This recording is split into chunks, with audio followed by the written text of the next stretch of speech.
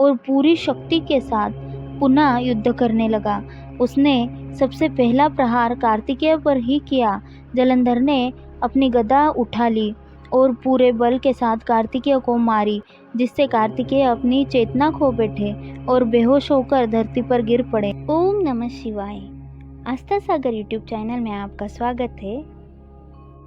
रुद्र संहिता के युद्धखंड का अध्याय 21वां, द्वंद्व युद्ध। सनत कुमार जी बोले, हे महर्षि, भगवान शिव के गण व उनके दोनों पुत्र गणेश और कार्तिकेय बहुत बलवान, वीर और साहसी थे। उन्होंने अपने पराक्रम से दैत्येंद्र जलंधर के परम वीरों कालनेमी, शुंभ और निशुंभ को पराजित कर दिया। असुर सेना डरकर इधर उधर छिप गई। सब दैत्य अपने प्राणों की रक्षा हेतु भागने लगे।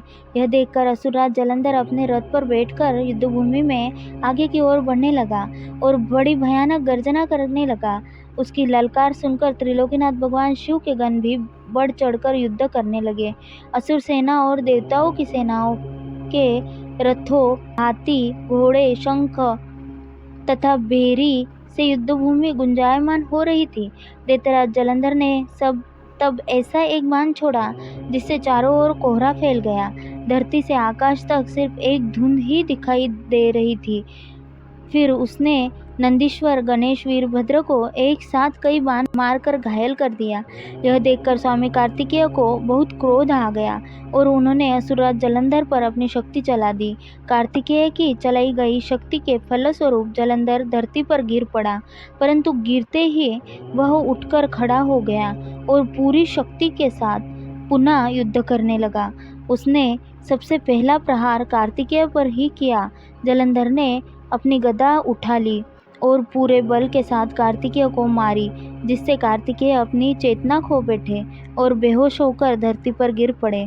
यह दृश्य देखकर गणेश जी और नंदी भी चिंतित हो उठे।